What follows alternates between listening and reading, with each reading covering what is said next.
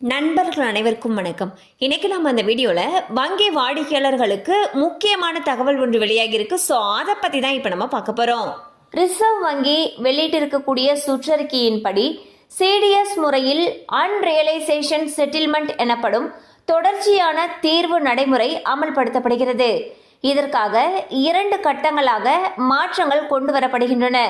முதல் கட்டம் அக்டோபர் 4ஆம் தேதி முதலும் 2வது கட்டம் ஜனவரி 3ஆம் தேதி முதல் அமலுக்கு வருகிறது.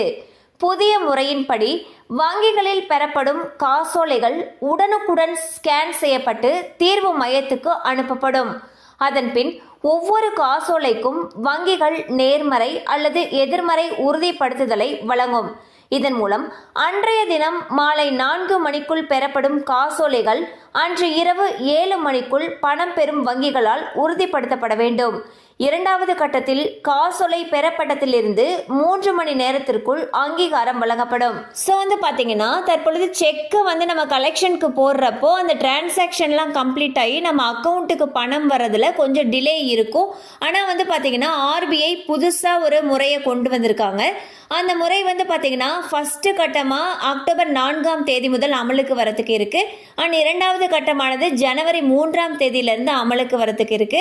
ஸோ ஃபர்ஸ்ட் கட்டத்தில் பார்த்தீங்கன்னா நம்ம இப்போ செக்கு போட்டு இப்போ நம்ம 4 மணிக்குள்ளார செக்கு போடுறோம் அப்படின்னா அன்றைய தினம் 7 மணிக்குள்ளார நமக்கு பணம் வரும்னு சொல்லியிருக்காங்க. 2வது கட்டத்தில் இம்ப்ளிமெண்ட் பண்ணதுக்கு அப்புறம் பார்த்தீங்கன்னா செக்கு நம்ம கொடுத்து 3 மணி நேரத்தில் பணம் அக்கௌண்ட்டுக்கு வரும்னு சொல்லியிருக்காங்க. ஸோ மேலும் இது சம்பந்தமான அப்டேட்ஸ் உங்களுக்கு தேவைப்படுச்சுன்னா உங்களுக்கு அருகில் இருக்கக்கூடிய வங்கி கிளையை அணுகலாம்.